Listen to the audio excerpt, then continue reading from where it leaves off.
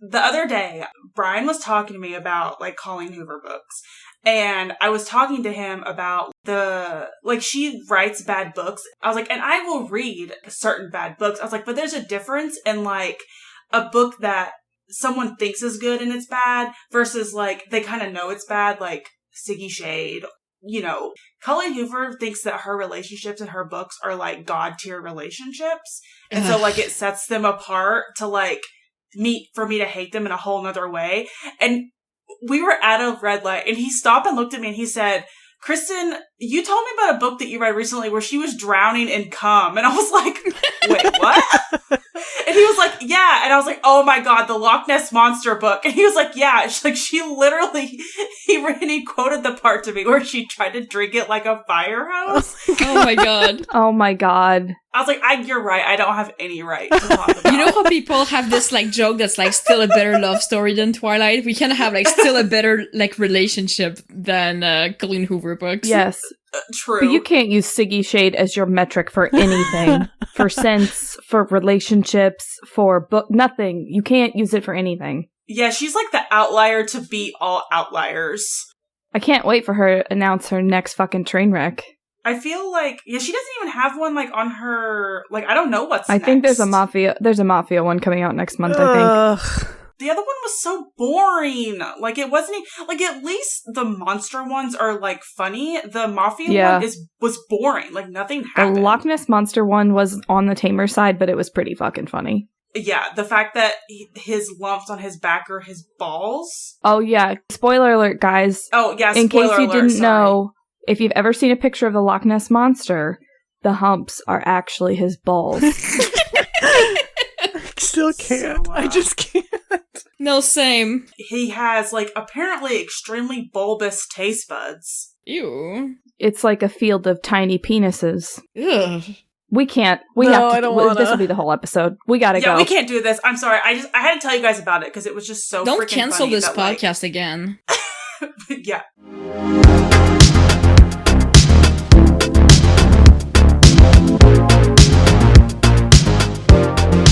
Hi, and welcome to My Podcast Knows What You Read in the Dark, a book club podcast made by chaotic people for chaotic people. I'm Caitlin. I'm Lady. I'm Kristen. And I'm B. And we are four friends here to tell you what's what about the books we read and loved this month, or the books we hated this month. I get to go first, and I'm so excited to go first. Oh my God, yes. Wait, we have to explain, like, the idea for this episode, right? Yeah. Oh, yes. yeah. So, as we mentioned in a pretty recent episode, we all went on vacation together at the end of June. We went to visit Kristen, and while we were at Kristen's house, we went to this massive used bookstore. And we all went a little insane and got a huge book haul. And so we decided for this episode, we would each read one of our books that we got at the bookstore. I'm very excited to talk about these with y'all. Let's go. Let's go. Okay. Like I said, I'm very excited to talk about this. Not really because the book was even that good. It has almost nothing to do with the book and pretty much everything to do with the author. The book that I chose from our used book haul is The Hour of the Rose by Christina Skye. It's book 1 in her Draycott Abbey series. So today, when I was at work, I was kind of refining my notes. And I don't typically look up the authors for books that we read on the podcast. I might if it's a particularly interesting book for me or if I don't really know anything about them, but that's not really a step in my preparations whenever I do a book on the podcast. But for some reason I did today. And boy howdy, am I glad that I did. You went for a ride you didn't even know you were getting on. I did. I went for a ride I did not even know that I was going to go on. So, Christina Skye, the author of this book, is actually the pen name of American author Roberta Helmer, whose Wikipedia page gave me actual whiplash, and I have to tell everyone what it said. Sure. Under the pen name of Christina Skye, she's written over 32 novels in a variety of genres, including a bunch of different romance, like paranormal romance, contemporary, Regency, you name it. But Roberta Helmer's main area of interest, anybody want to guess what it is? The Loch Ness Monster. You'll never guess in a million billion years. Actuarial science? No. Kristen, you have a guess? I would have no idea. Historical Chinese puppet theater and traditional Chinese folk art. Oh my god, yes! What? I love that! All right. Wait, as a pen name or as like? No, that's her that's her under her real name. She's written four nonfiction books on these topics. She has a PhD in Chinese literature. She worked as a Chinese translator for an international oil consortium. This company that she worked for almost got her arrested by asking her to sneak, quote, ladies of dubious virtue into the Chinese State House. What? Oh my god. Juicy. I was reading it, I was like, what the fuck is going on? I want to know if she was already writing a book at that point and was like, this will give me some experience and perspective as a writer that I could use for a future book, or if it was just... No. So that's the thing is, I think she wrote most of her books from like 1980 to a little bit into the 2000s. That was kind of her main area. That was her active period. Oh, what a time. Yeah. Well, I read an interview with her where she was talking about how her very first novel that she tried to write, she tried to do a historical Chinese romance, and her publisher said, nobody's going to fucking read this, and rejected it. And so she did a Regency romance instead and kind of went from there.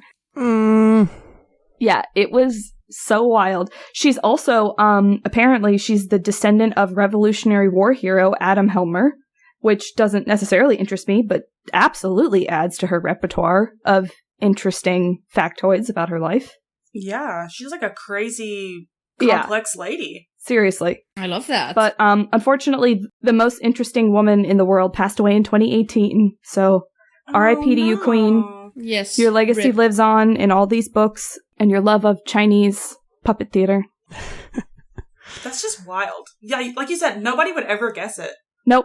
I honestly looked up, and I talk about it a little bit later, but I read the first half of this book like 3 weeks ago. And so I went to see if I could find a synopsis to remind myself of what had happened in the first half of the book when I went to finish it a couple days ago. And then I went on her Wikipedia page today to see if there was anything else I was missing. There's no information. She has so many goddamn books. There's no information about her books on her Wikipedia page. But there's a bunch of interesting factoids about what diverse interests this lady has. She has 64 distinct works on Goodreads. Yes. That's insane. Girl was working hard. She was. She had the pen to paper constantly. Yeah. Hats off to you. Seriously. What was that? 64 novels in what, 20-ish years? Yeah, I think so. You said she was from 1980 to the 2000s? I'm pretty sure the series that this book is in has like 10 books in it or something like that. It has at least 11. Yeah. It's wild. Girl was out there getting that money. But anyways, I just was enamored with her when I read her Wikipedia page today, so I had to talk about her a little bit. It was pretty wild. No, that's cool. The actual book, Hour of the Rose, it centers around Kelly Hamilton. She's an American archaeologist, and Michael Burke, who is a former Royal Navy officer. Kelly is approached by Miles O'Halloran, who is also an Englishman. She's worked with him in the past, and he wants to hire her to go to somewhere in England called Draycott Abbey, because Kelly is psychic, and he needs her to find this urn that is supposedly located somewhere on the grounds of the Abbey. Let me just jump ahead a little bit. Miles wants this for villainous reasons. That you probably could have figured out, but he doesn't tell her that.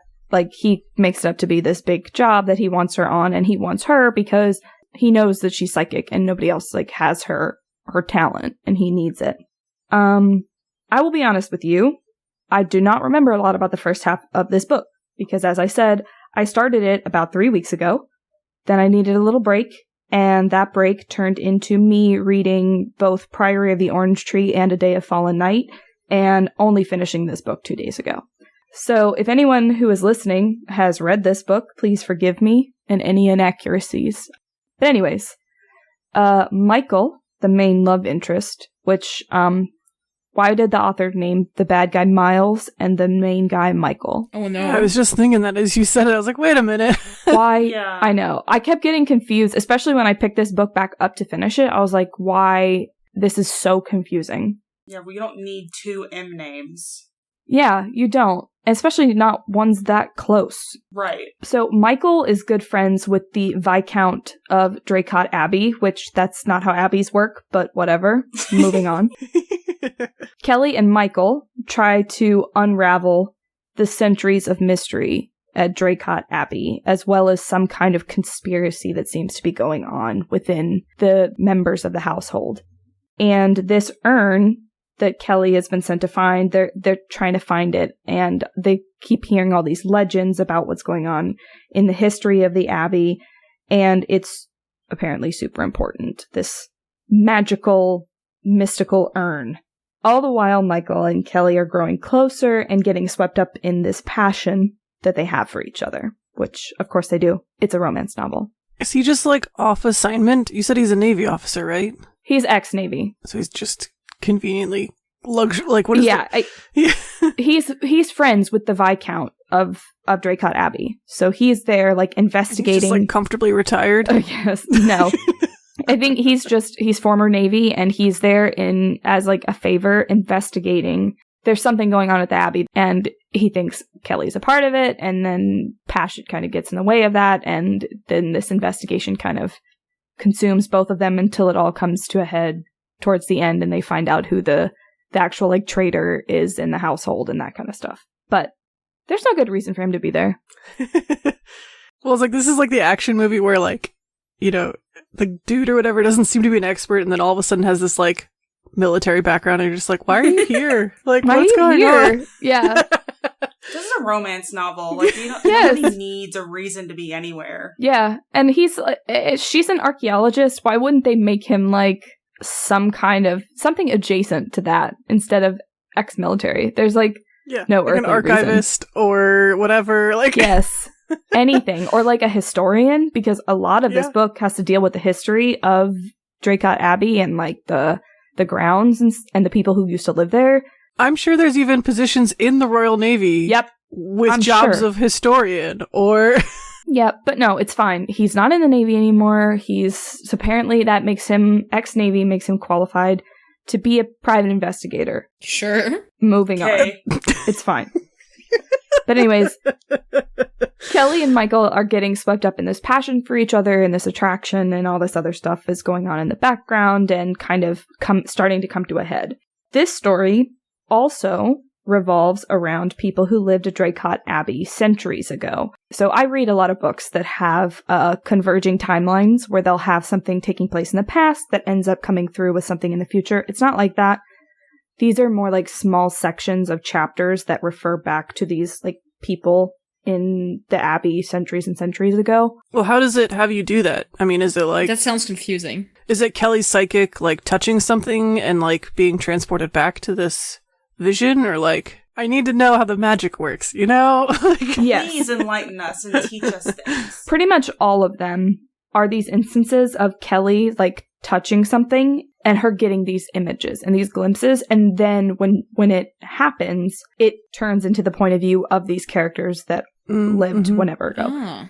The book helps you visually by putting the characters in the past, all their text is italicized. So that is helpful. So it's like a vision. Yes. You know, I appreciate that, because I've read converging timelines where it doesn't. Yeah. Or even just, like, changing point of view within a chapter, and I'm like, what? Yes. Like this part here, she's, like, sitting down at the end of the moat at Draycott Abbey, and she says, in that moment, Draycott's beauty reached out to her, first in voices, then in colors, distant laughter. As she watched, the great walls changed, granite glimmered and melted, replaced by rough-hewn walls raised around high earthwork. Closing her eyes, Kelly sat back. The images took her. And then it starts with the historical character's point of view. Mm-hmm. And is Miles showing up in these, that's pretty vulnerable. No. I don't know about the first half. I can't remember that much, but I don't think he's on site for the whole beginning part of it. He, like, sends her with a team and shows up later.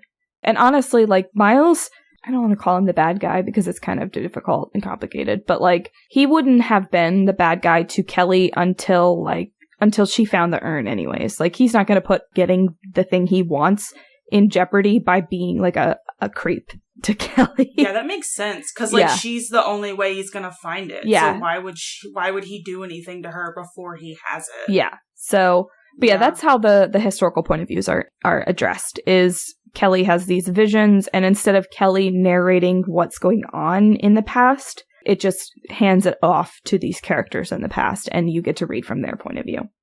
These characters are Aslan, Lion, and Alfric.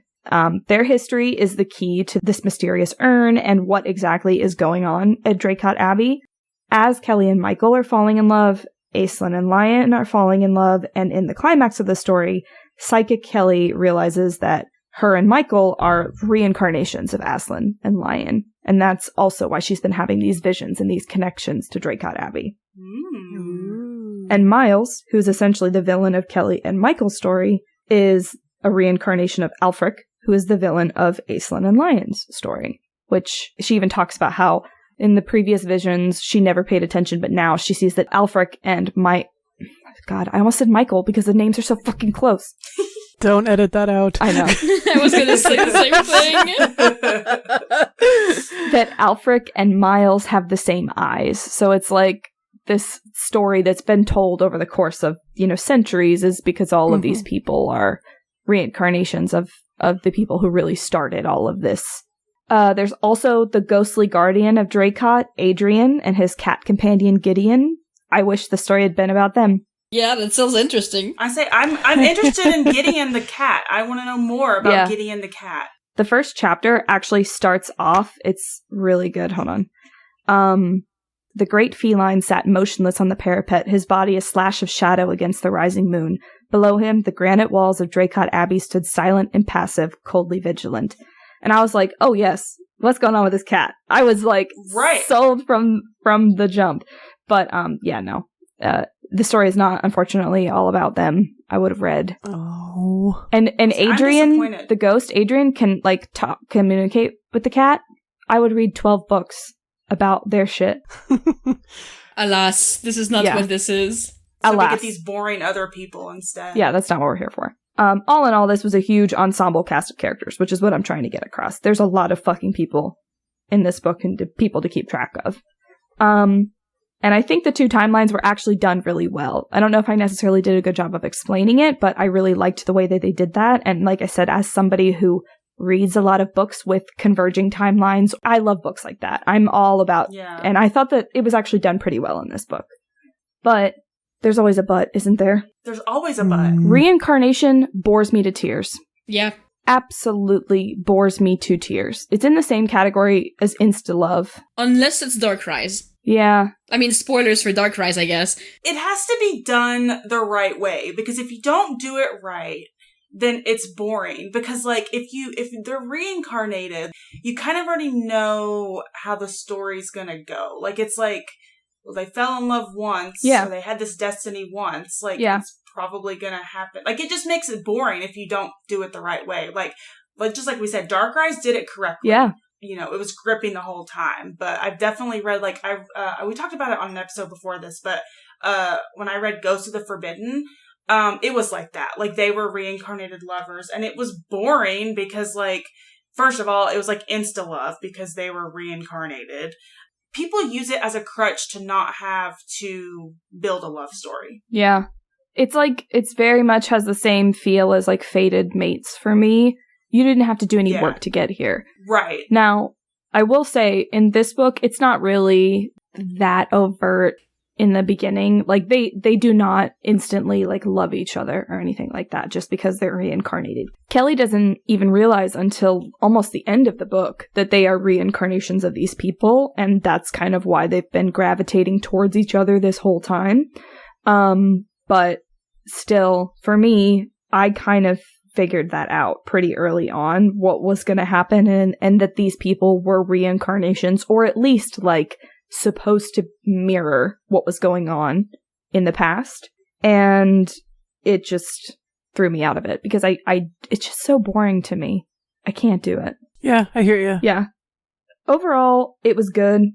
It wasn't great. It was pretty good. The writing really wasn't that bad. It just ultimately missed the mark for me because of the tropes it, used.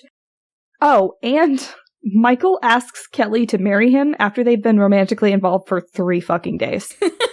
Oh, it's this book. Yes, and she says Oh yes. my god. She says yes. What? Oh, Can you girl, chill? come on. I've seen Insta-love with more chill than that. 3 days.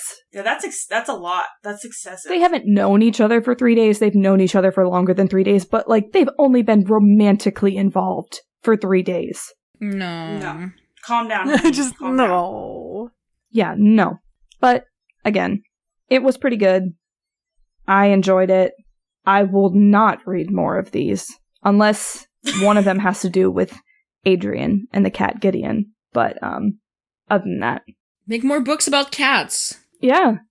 Make more books about a big ghost guardian and his telepathic connection with a spectral cat. You just like the cat because its name is Gideon. No, I didn't even know what the cat's name was. They don't name the cat until, like, halfway through the prologue. Okay, fair enough. I was just like, whoa, this is fucking cool. It's a big-ass cat, and he can talk to it. He's a ghost. But yeah, so that was Hour of the Rose by Christina Skye. It was about pretty much what I expected from a 1994 Avon published novel. I remember you picking this up at the store, and it looked really good. I looked up the cover and I was like, I remember that book. Yeah. Yeah, like, the writing in it was good. It wasn't like I was sitting there pulling teeth reading this awful romance novel. It was pretty good. It was just Average. It was just average, yeah. And again, it was not going to win any points from me because of the tropes that it utilized, and it couldn't hold my attention. And then, especially after I took a break and read 2 of the most incredible books that I read this year, and had to come back, I was like, okay. That's definitely tough. Prior to the Orange Tree and A Day of Fawn, those are other books where it's like converging not timelines, but converging character stories happening. So there's like a lot of characters with converging stories coming to a head in like one way. And after reading that, which is like a literal masterpiece of how that is supposed to be done, and coming back to this, I was like, okay. I understand, because I just finished Divine Rivals, and that book altered my brain, and it had the perfect love story in it. And then I read the book that I'm going to talk about in the next episode, and it was like drinking mop water or something. Nice. Like, it's the worst when you have to go to like average or below average books after you read a masterpiece. Yeah. And not to mention, I just watched season 2 of Good Omens earlier and lost my mind. Yeah, you are broken now. I'm broken. I didn't want to come back to this. I was like, I have other things to do. I've moved on. I have things to wallow in. Thank you very much. Lady, tell us about your book. Yeah. So I had another book planned for this episode. This one is also from the same thrift store. It's just not the historical romance that I wanted to bring to the podcast. I got about like 1/3 into the book before like life happened, and like there was no way I was going to finish it. Like even yesterday I had no time, and then this morning I was like, I'm not going to try to cram like 2/3 of a book in one day. There's no way. It really feels like that summer has been like that. Yeah. Like for reference, since I finished the book, my book for the last episode that I did, I finished one audiobook and then I read 2 other books that were also audiobooks. So like physical books, there was no way I was going to finish it. Yeah. But I'm pretty sure that book's going to make a comeback in the podcast in the future. Ooh. But for now, I did read a book from the thrift store. I read A Deal with the Health King by Elise Kova. Yay! Yay! Which I think everyone here has read. Yes. Yes, I think so. Yes. Yeah, for reference, I've also read, like, I've read before Dance with the Fae Prince, which I did not like. And this one, I liked it a little bit more, but I'm still, like, not fully into it. The third one is absolutely way better than the first 2. Yes. Really? Okay. Oh my And fucking another god, one yes. I came didn't out. feel that way. The newest one Really? came out today, and I'm pretty freaking stoked. Today? Yeah, Yeah, it came out today. Oh my god. A duet with the Siren Dude came out today, and I will Okay. be reading that starting tomorrow. Nice. Let me know. Yeah, I Because, will. like, yeah, because you guys were all, like, hyping up this Elf King book, and I was like, I don't know. I was expecting my next Uprooted, and Uprooted No. it is not. No. I'm with Caitlin, like, the Duel with the Vampire Lord is my favorite one, and then Elf King, and then Fae Prince is at the bottom. They're not, like, life-changing by any means. Right, they're just, like, easy little reads. And yeah, and I enjoy them enough that, like, they capture me and I want to read them start to finish. It's not one that I want to stop reading Yeah, I definitely did not. There was no moment during which I wanted to DNF this book. Like, it was good. If there's a time where I don't have to make myself close the book and go to bed, or make myself close the book and take a shower or go to work, then it's not a book for me. It doesn't necessarily have to be the best book in the world, but it has to capture my attention enough. Because, I mean, I have ADHD. If I'm sitting down to read, it will be a hyperfixation read for 8 hours or more. Like, there's no breaks happening. And that's how those books are for me. Like, they're not life-changing. They're not my favorites, but they definitely, like, they keep me interested the whole way through. Well, and Elise, like, really found a formula, and she's been sticking to it. Like, she's like, I'm gonna make a bunch of novels about people that have to get, like, that are gonna get married for convenience. Yeah. And it's gonna be great. And, like, I love it. Like, she found a formula, and she stuck to it, and it's working. We can all hope for that for ourselves. Seriously. Honestly. So for our listeners who might not have read this book, in Luella's world, or Luella's our protagonist, humans live separately from other immortal creatures, but every century, elves will come to her village and they will steal a young woman to be the Elf King's wife. And this time around, there's no young woman who shows sign of the magic that will curse her to be taken away. But then when the Elf King shows up, he quickly picks her. And she's like, at first she's like super confused. She's like, why me? I clearly don't have any magic. I'm just like the town healer. Until she realizes that her shitty best friend Luke has been... the worst. He's such a little bitch. Yeah. He's been hiding her power from her and from, like, everyone else in the hope that she wouldn't get discovered. Luke is gross. We all hate him. He's the fucking worst. He's disgusting. But, like, he also strings her along. Yeah. Like, that's the thing, is, like, it's not like he's protecting her and then, like, seriously, like, I love you and, like, let's do this and stuff. It's like he strings her along until then, when it's the moment she has to go, and he's like, but wait. I love you. Yeah, and you're like, where was this? He's so Gaston-coded. 15 years. Yeah. He immediately reminded me of Locke from The Cruel Prince. Yeah. Immediately. I was like, this guy sucks. I don't like him. I clocked him immediately. I was like, this guy sucks. Gross. Gross. Yeah, it's a meme. See, you said Locke and I said Gale. Oh, he is Gale coded. This motherfucker is Gale Hawthorne coded. Yes. BGE. Big Gale energy. So, like I said, Luella in her village, she's the town healer. And, like, she makes those super good potions that she doesn't realize are clearly, like, there's clearly some magic that she's putting into them, right? Like, they heal everyone, even though she's putting, like, those natural remedies. They work better than for everyone else, and that's where her magic is, kind of. And the whole town, they put money together to send her to, like, a school out of the village to learn her trade. And because of this, she feels that she owes the village and everyone else, like, everything that she has. And by being taken away with the Elf King to Midscape, like, it's really hard on her, because... like, she has this debt that she feels like she has to pay back to the people in her village. Yeah. As the human queen to the Elf King, her job is just to sit on the throne, get sapped of power, and, like, simply exist. And it's sort of not really the kind of life that she is used to, or the kind of life that she wants for herself. So she tries to make herself useful as a healer, even if the king doesn't want her to, and, like, everyone else sees it as, like, below her, or, like, everyone's like, no, you're not supposed to do this. Kind of thing, like, you're the queen, just sit on the throne, be pretty, whatever.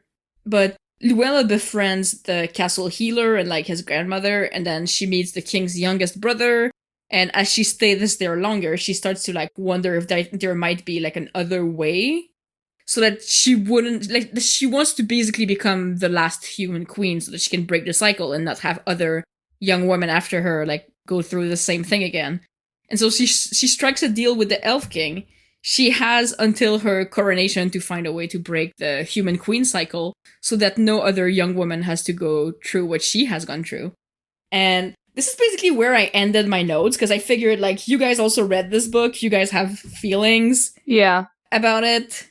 I was gonna say, I really enjoyed the character motivations for Luella, like, a lot. Yes. Because normally when you have a story like this, where, a young woman is taken for an arranged marriage for magical purposes or whatever, the whole reason she wants to get back is just like, I want to go back. Like, that's it. But I loved that they added this, like, layer of nuance of she feels this debt to her community because of the sacrifice that they made for her, and she wants to go back to be a service and be the asset to her community that they saw in her. I thought it was great as a way to like... Well, and because they sent her, they didn't send anyone else. Yeah. So there isn't someone else who can fill that role with the quality and skill that she has. Yes. So it's just like, I really liked the writing because it did frame it where it was like, if this is this rural, literally on the edge of society village, there isn't a city. There isn't, there isn't a big pool of, oh, cool, so-and-so can just fill in and like they'll get better as they go. It's like, no, there's literally no one else. Yeah. Like you have literally deprived this whole small village of their one healer. Yeah. I liked the deal with the Elf King better than, the Vampire Lord and the Fae Prince. Yeah, the Fae Prince. Yeah. I really didn't like the Fae Prince. I know we read it and I just... Oh, I fucking hated that book. But yeah, the Elf King, I liked it. Just like, it's not my new Uprooted, which made me sad. Because I was hoping for my new Uprooted, but no. Naomi Novik, please give us something in the same vein as Spinning Silver and Uprooted, please. Yes. I'm begging you. But to your point, Caitlin, I also appreciated, I can't remember the name because it was a long time ago. Because I read actually A Deal with the Elf King before the Dance with the Fae Prince. Like right before. So what's the Elf King's name? Eldis. I appreciated his motivations and also just character persona as well. Yeah. Oh, and I loved his relationship with his family as well. Yes. Mm-hmm. It was a nice relationship with his absolutely shit mom and like his little shithead little brother, and then his little shithead little brother and all his awful friends. Yes, yeah. And like the other brother who's kind of like not really there, but they go see him at one point. Mm-hmm. There's this really beautiful moment at the end of Deal with the Elf King where Luella is talking with her mother about wanting to go back to Midscape, and it kind of like made me want to cry because she's talking about like her mom's like, are you going to go back? And Luella's like, I can't leave. And the only reason that she really has for not wanting to leave is that she can't leave her and her father. And her mother's talking about, children must leave their families eventually. And, sometimes it can be in a house down the street, or sometimes it's really far away. But if your child's happy and they feel like they belong, then that's all that parents really want of their children. Yeah. Yes, that's really beautiful. Mm-hmm.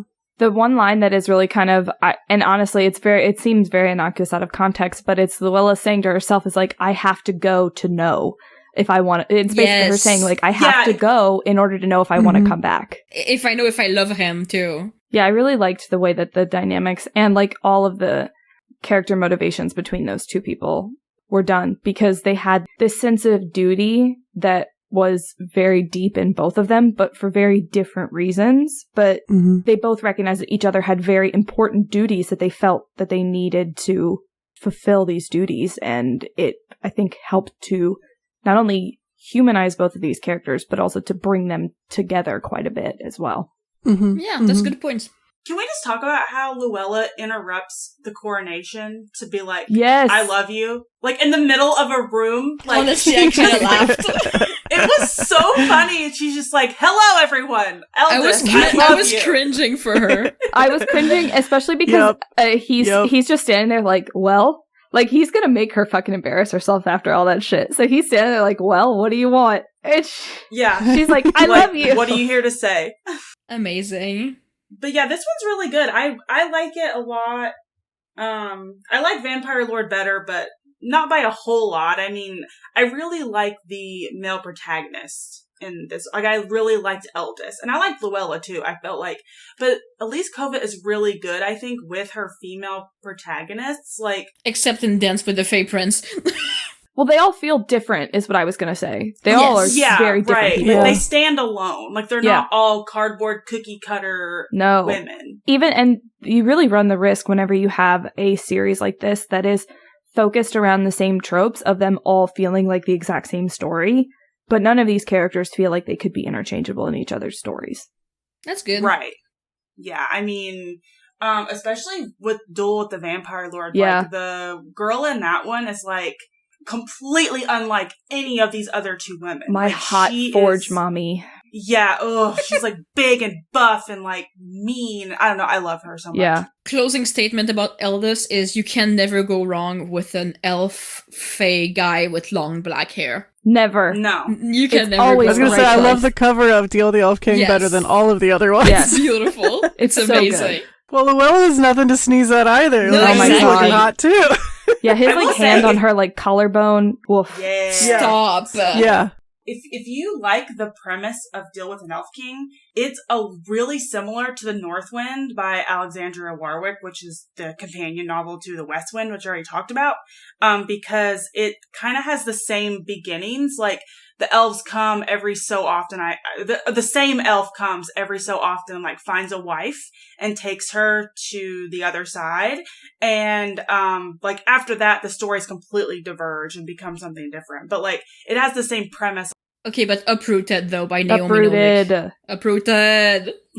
Oh my god. I will say I also liked, in terms of this being the first book for the series, I think it did a good job setting up the world building Yeah. Well, definitely, for the rest of the series. Yes. So like understanding the like importance of the magic with this situation with the Elf King and the human queen, you know, in terms of power and such.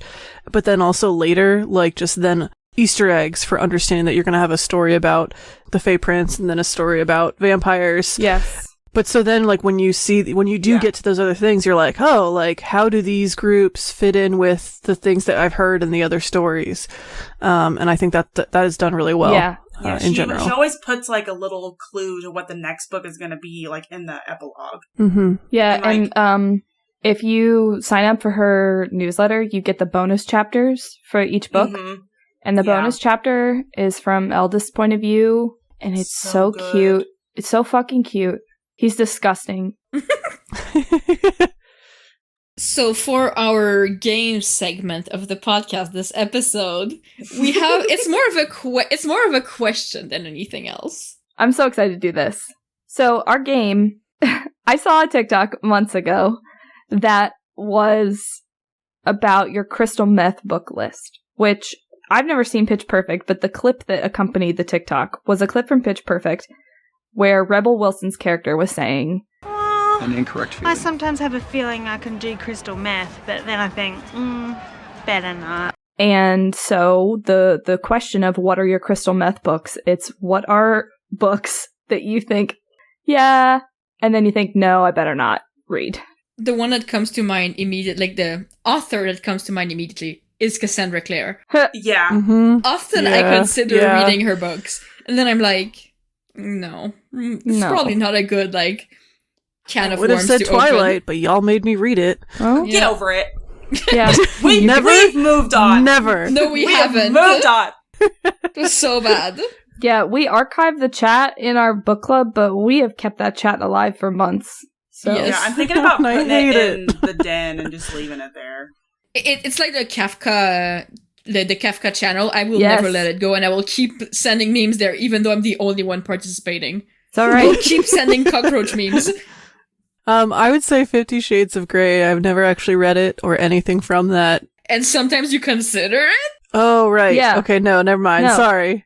No, it's got to be something that you look at and you're like, yeah, I could read that, and then you're like, oh, maybe not. I shouldn't do that. I had one minute ago and I lost it. Oh, Throne of Glass. I'm sorry. How dare you? It's a big commitment. It's 9 fucking books, and it's over like Let's say it's 9 2,000 books. pages. The last one's like 1,000 pages. Yeah. I just don't want to fuck with it. Especially because apparently they don't really even get good until you're like on the 3rd one. That's very true, though. I think it's the So it's like- opposite. The first 3 are the best ones. No, they're bad. I hate the first one. But yeah, The first one's fine if it wasn't continued. Yes, exactly. It's a Yeah. standalone. like I even bought the first 2 books like a year or 2 ago, and then I ended up taking them to the thrift store because I was like, I'm not gonna read these. Like, it's too much. It's like trying to start the Harry Potter series over again. Like, I don't want to do it. It's too much. It's too many books, and they're too fucking long. Oh, I have another one. And I'm gonna get some hate from the book club, but me and Caitlin talked about this series the other day, and that's All for the Game. Oh yeah, no, I won't no, do it. I'm not gonna read that. I keep thinking like I No. could do it, like I could, but no, I'm never gonna read it. I'm No. never gonna read it. I would rather peel my own skin off with a dull potato peeler. I won't read a book about sports. I'm so sorry. Especially not a made up sport. I was like, yeah, it's not even a real sport. It's like a mix of lacrosse and something else, which I won't do lacrosse it. is fucking stupid. I was gonna enough say anyway. the worst spot, the Yeah. worst sport. I have one that is more not a crystal meth thing. It's not a crystal meth read, It's a junk food read where I know right now I know I shouldn't, but I know I will give in eventually. And that is Harrow the Ninth. I do not want to read it right now. I'm trying to push it off. I'm pushing it off. Why? Because I'm afraid I'm not gonna like it. I'm afraid I'm gonna feel dumb. It's long and I don't want to be sad. That's just the Locked Tomb experience. You feel dumb the whole time you read it. That's the point. That's what Tamsin wants. I don't want to be sad. Well, I can't really fucking do anything about that. Yeah, but I mean, So it's not a crystal meth book, because I will read it. I just don't want to. It's the best one. I'm sitting here looking through, I don't know. I think one of my crystal meth books. So I don't think I've ever actually told Kristen this, but for the longest time, I was a follower of a Tumblr blog called The Duke of Buckingham, which is actually the book blog of the author of If We Were Villains. I was following her while she was writing that book, so it was a long time ago. But I didn't know that. One of her favorite series is this book series called Johann's Cabal, the Necromancer, and he's like a necromancer detective or something like that. And I've had it on my list for years. I keep thinking like, yeah, I should read that. But I tried, and it's the most pretentious thing I've ever read. And I tried like once years ago. And I don't think, it's just, no, I better not. Because I know I'm going to hate it. Yeah, it's not worth it. You have anything, B? The best I can say is there's just some like high fantasy authors like Jeff Wheeler and stuff that I'm always like, oh, I could do that. And I even like try. And it's just way too dense for usually what I can handle. And I'm just like, no, never mind. Oh, I have like, others. I don't know. I can keep going with crystal meth books. A Song of Ice and Fire. We'll never read it. Oh, yeah. Oh, my God, yes. There's no way in hell. I literally just scrolled past them on my TBR. It's like, that was a fucking pipe dream, and you know it. You are never gonna ever read those. Oh, mine is also one of the ones from that dude's list. It's A Little Life. Oh, no. No. I have it. And you're never gonna fucking read this. Actually, you shouldn't read this. No, I've heard some crazy things about it. I have ones that are more like just out of... So, I was hospitalized when I was pregnant and like put on bed rest. And that's like literally at the hospital. And that's pretty harrowing. And so I had some colleagues who got me these books, and it's a series of books called From Louise Penny, and she was like, this is one of my favorite authors, and I was like, that's so sweet. And they're still sitting on my bookshelf, and that's the only thing I can find where it's just like, I think like I should read that because she gave it to me and she it's recommended, but it's like, I'm never gonna read them. Yeah. It's not gonna happen. It's just one of those things where you get it and you're like, yes, I want to read this. And then you're like, I really don't want to. And scrolling through my Goodreads want to read list, I feel like that's about 90% of the books on here. I've said it before on the podcast, but my to read list on Goodreads, it's where books go to die. Okay? They go on there, they never come off of that list. Even if I've read them, I hardly ever mark them as read or update my list. And if I decide I don't want to read them, they do not get removed from this list. Like, Wicked Like a Wildfire is still on here. No, you're not going to read that. Nope, not going to read that. Lady has already told me how terrible that book is. Oh yeah, I was gonna say. I was like, why have I heard of this book before? Yep. But now that's the Witch Coven made for men. Yeah. I really thought that we would have more crystal meth books. I think it's just like we all know ourselves very well and don't necessarily like have our hearts set on books that we know we're not going to read. Yeah, there's very few books that I have picked up with the intention, and then I'm almost like, fuck no, I ain't doing that. That's why I mentioned Harrow the Ninth, because it's not a complete no. Just like the possibility of me ever doing crystal meth will never be a complete zero, but also like, it's a rough one to pick up. All right, well, good on us that none of us have that many crystal meth books. Hopefully that means our chances of actually doing crystal meth are a lot lower than the average bear. Not zero. Never zero. It's never zero. Never zero. Never zero. Thank you guys so much for listening. You can find us at Read in the Dark Pod on Instagram and Tumblr. Our email is readinthedarkpod@gmail.com if you want to ask a question about any of the books we discussed this episode. We also have a book club. You can find us at Worn Page Library on Instagram and Tumblr, which will have details on how to join our Discord. Finally, we're hosting some challenges on Storygraph through the book club, which you can find by searching Worn Page Library's Book of the Month and Worn Page Library's 23 for 2023 in the challenges section of the app. Caitlin's book this episode was The Hour of the Rose by Christina Skye. Lady's book was A Deal with the Elf King by Elise Kova.